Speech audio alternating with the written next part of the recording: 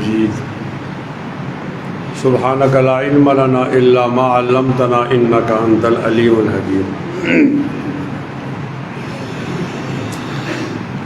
میں مولانا سلیم اللہ اندڑ کے روایت اور قاری گل حسن لغاری کا ہمارا دوست ہے، ان کو میں جانتا ہوں، اور پروردہ آغوش ولایت جناب مولانا امداد اللہ صاحب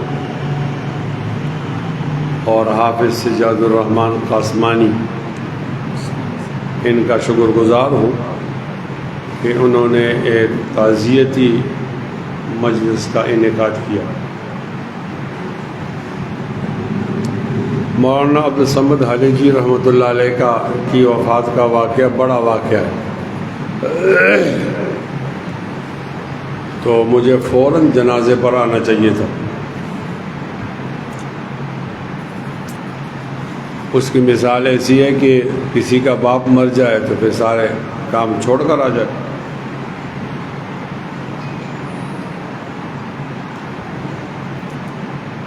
لیکن میں بوجوہ جنازے پر پہنچ نہیں سکا۔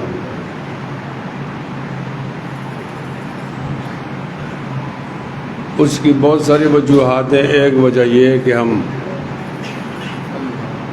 کوئٹہ کے سفر پر تھے، وہاں ختم نبوت کا ایک گراؤنڈ میں جلسہ تھا،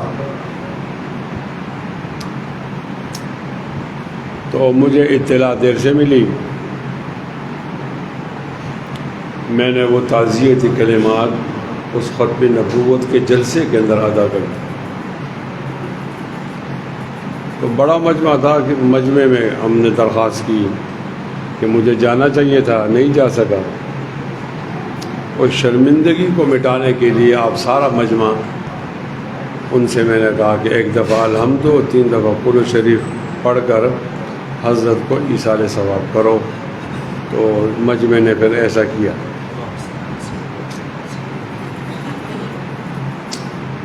حافظ سجاد قاسمانی اس پروگراموں کی ترتیب دیتا ہے، اس کو ہمارے حالات زیادہ معلوم ہے۔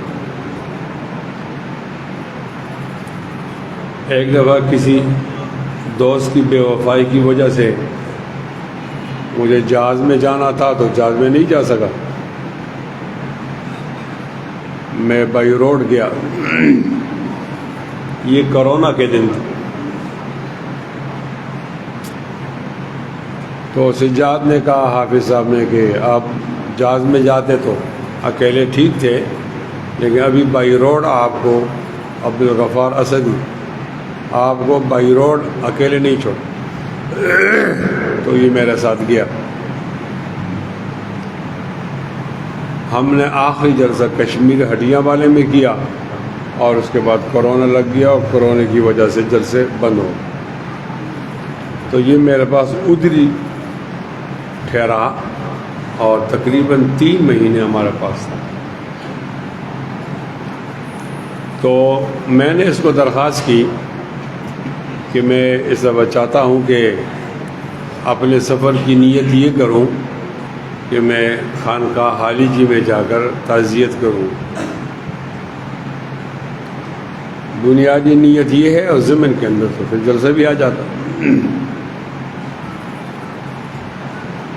تو الحمدللہ وہاں بھی جانا ہوا، اور آج پنو عاقل کی جماعت نے سٹی 2 ان کا شکریہ، ایک کارنامہ تو اس نے کیا کہ جب قادیانی اقلیت قرار دیے گئے اور کافر، تو وزیر اعظم تو یہ تھا، اور وہ مجھے قتل کریں گے۔ تو اس نے قتل ہونا پسند کیا، اور ختم نبوت سے پیچھے ہٹنا پسند نہیں کیا۔ کیا پتہ ہے اللہ تعالیٰ یہی نیکی قبول کرے، بڑی نیکی۔ آخر میں اس کا موقف ٹھیک تھا۔ یہ جو آج کل لوگوں کو سبز باغ دکھایا جا رہا ہے کہ آپ کو صدر بنائیں گے، وزیر اعظم بنائیں گے، آپ کو حکومت دیں گے، یہ تمام پیشکشیں اس کو ضیاء الحق نے کی تھی۔ کہ آپ 10 سال کے لیے باہر جاؤ اور پھر واپس آؤ حکومت کرو. لیکن اس نے کہا کہ نہیں، میں عوام کے لیے مر جانا چاہتا ہوں، میں فوجیوں کی بات نہیں مانوں. اس کا موت کو قبول کرنا اختیاری تھا. میرا یہ موضوع نہیں ہے. بتانا یہ چاہتا ہوں کہ کچھ لوگ ایسے پیدا ہوئے موحدین میں سے سندھ میں کہ اگر یہ لوگ نہ ہوتے تو لوگ محبت کی وجہ سے بھٹو کو پیغمبر سمجھتے.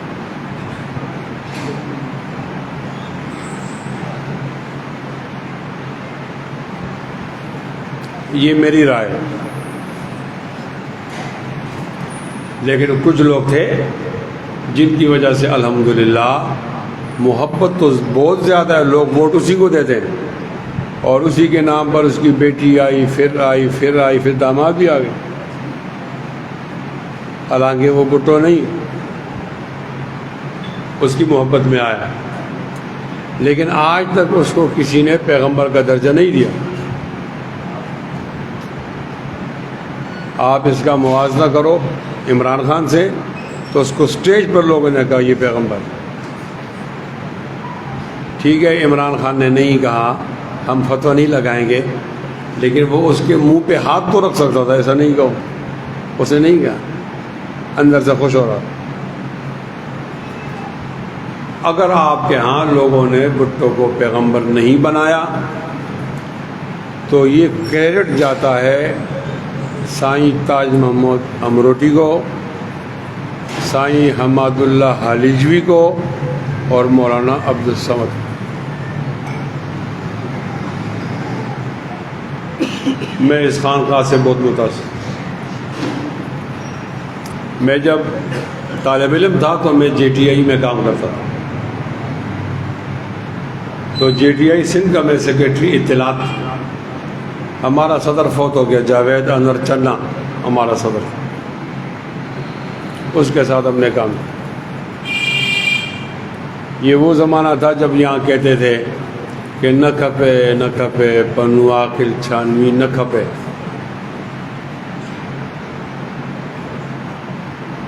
اور ہم نعرے لگاتے تھے اے سندھ کنن جا سندھین جا. یہ وہ زمانہ تھا. تو میں مولانا عبدالکریم بیر والوں سے اور مولانا محمد شاہ امروٹی سے بھی متاثر تھا. اور آپ کو بھی کہتا ہوں یہ تینوں خانقاہیں ان کا بہت بڑا کردار ہے حقیقی دین کو پھیلانا. تو سائیں امروٹی صاحب کا زمانہ تو ہمیں نہیں ملا، وہ جلدی فوت ہو گئے. اور سائیں عبدالکریم بیر والوں کے پاس میں کئی دفعہ ہے.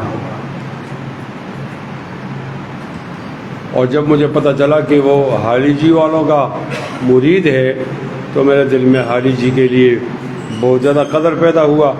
اور جب میں نے ان کے حالات سنے تو میں بہت زیادہ خوش ہوا کہ شکر ہے اللہ تعالیٰ کا کہ یہاں پر یہ خانقاہ موجود ہیں اور حضرت حماد اللہ حالی جی رحمۃ اللہ علیہ کے اثرات اور فیوز موجود ہیں. آپ دعا فرمائیں اس خانقاہ کو اللہ نظر بد سے محفوظ فرمائیں. آپ آمین بولیں، اونچا بولیں، اور اللہ تعالیٰ ان کے فیوز کو جاری رکھے. مولانا عبدالصمد صاحب کیا تھے اور کیسے تھے؟ میں تو بہت دور سے آیا ہوں. ہم جب آپ کے ہاں آتے ہیں تو 3 دفعہ ٹینکی فل کرتے ہیں. کتنی دفعہ؟ اور آج کل تیل مہنگا ہے تو 15,000 ٹیکس اور کھانے کو چھوڑ کر 45,000 ہمارے ایک طرف کا خرچہ. تو میں جب یہاں آتا ہوں تو مجھے خوف ہوتا، چونکہ میں پیشہ ور مقرر نہیں ہوں. تو میں لوگوں کو یہ نہیں کہتا کہ آپ اتنے پیسے دو گے تو میں آؤں گا، ورنہ نہیں آؤں گا. نہیں، یہ الگ بات ہے کہ وہ لوگ پھر وہ خیال نہیں رکھتے. وہ مولانا ضیاء القاسمی سے لوگوں نے پوچھا کہ آپ کی تقریر سے لوگ روتے ہیں، آپ نہیں روتے، آپ کیوں نہیں روتے؟ اس نے کہا صحیح میں بھی روتا ہوں۔ اس نے کہا ہم نے تو نہیں دیکھا، کہاں روتے ہیں آپ؟ اس نے کہا جب یہ لوگ مجھے اسٹاپ پہ چھوڑتے ہیں لاری اڈا میں بس میں بٹھانے پر، اور جب لفافہ دیتے ہیں اس کے بعد میں روتا ہوں۔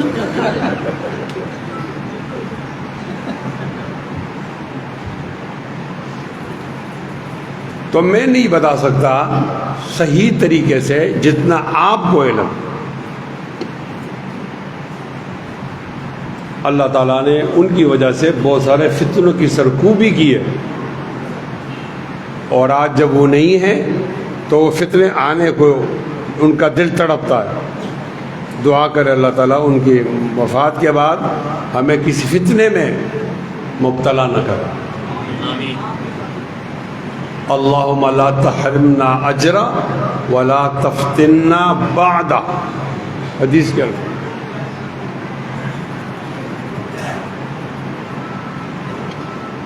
میرے نزدیک ان کی بہت سارے خصوصیات ہوں گی۔ ہم کہتے ہیں وہ اوراد کرتے تھے، وظیفہ تو کرتے تھے نا، پیر جو تھے۔ ہم کہتے، آپ کہیں گے وہ رات کو اٹھتے تھے، پیر ہے نا، رات کو سوئے گا تو نہیں یا کم سوئے گا۔ یہ وہ معمول کی صفتیں، خوبیاں ہیں، لیکن میرے نزدیک ان کی اہم خوبی یہ ہے کہ انہوں نے سیاسی عمل کو اور خانقاہ کو ایک ساتھ چلایا۔ ہمارے ہاں کیا ہوتا ہے، جو لوگ سیاست کے اندر آگے ہوتے ہیں تو وہ تصوف کے اندر پیچھے ہوتے ہیں، اور جو لوگ تصوف میں آگے ہوتے ہیں وہ سیاست میں پیچھے ہوتے ہیں۔ حالانکہ دونوں ضروری کا، دونوں ضروری کا، چونکہ امت کے اندر بہت زیادہ کمزوری پیدا ہو گئی صلاحیتوں میں۔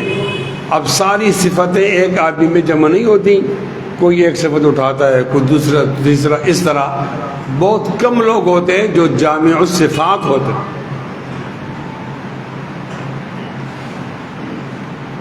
اب خانقاہی نظام آپ اندازہ لگاؤ کتنا بہتر انداز سے انہیں چلایا، بلکہ یہ کہا جائے تو مبالغہ نہیں ہوگا، وہ پاکستان کی اور سندھ کی سب سے بڑی خانقاہ ہے، اور سیاست میں وہ کتنے دخیل تھے، وہ پاکستان کے دوسرے بڑے صوبے کے امیر۔ اللہ تعالیٰ ان کے خدمات قبول فرمائے، اللہ تعالیٰ ان کے خدمات قبول فرمائے۔ آپ آمین اس طرح بولتے ہو جیسے کہ آپ کو کسی زبردستی بٹھایا۔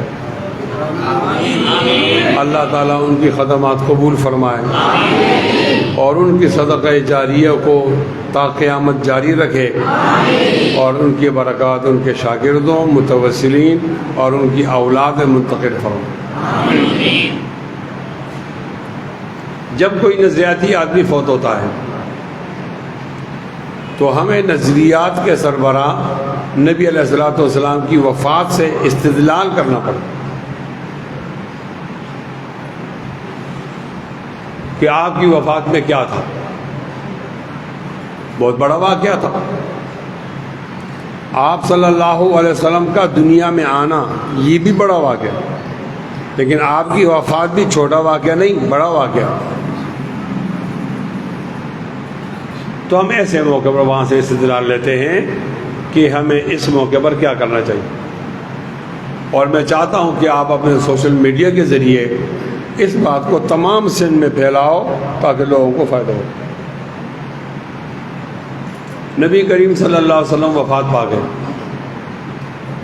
تو ابوبکر صدیق رضی اللہ تعالیٰ عنہ کی ایک بیوی تھی، دیہات میں رہتی تھی، تو آپ کبھی کبھی ان کے پاس جایا کرتے۔ تو آپ صلی اللہ علیہ وسلم کافی دنوں سے علیل تھے، تو ابوبکر صدیق رضی اللہ تعالیٰ عنہ نے اجازت مانگی کہ اوالی مدینہ میں جو میری بیوی ہے میں اس کے پاس جانا چاہتا ہوں۔ جب وہاں پہنچ مولانا سلیم اللہ خان رحمۃ اللہ علیہ نے ہماری یہ عادت ڈالی کہ جیسے نبی علیہ السلام کا نام آ جائے تو ہم کلاس میں گئے صلی اللہ بولو ذرا اونچا اور اونچا ایک ساتھ. جب وہ واپس آئے تو اب ایک ماحول تھا بہت زیادہ خوش سوگوار. صحابہ پریشان تھے، اور پریشان کیوں نہ ہو، ان کو دیکھ کر تو لوگ مسلمان ہوئے، ان کے اخلاق سے متاثر ہو کر تو لوگ مسلمان ہوئے. آج جب پتہ چلا کہ وہ نہیں ہے تو خطرہ تھا کہ اسلام کی عمارت گر جائے گی، لوگ دوبارہ اپنے اپنے ادیان میں واپس ہو جائیں، اور اس کی طرح ان کی طرح تو کوئی نہیں تھا. تو صحابہ پریشان تھے. مسجد نبوی مکمل بھر گئی تھی، مسجد نبوی کے قریب یہ راستے بھر گئے تھے، اور لوگوں نے مکانات خالی کیے، وہ بھی بھر گئے. کوئی کچھ نہیں بول رہا، ہر ایک حیران ہے اور چپ، بولنے کی سکت نہیں. کوئی کسی سے پوچھ نہیں سکتا کیا ہوا. جناب عمر رضی اللہ تعالیٰ عنہ کو خیال آیا کہ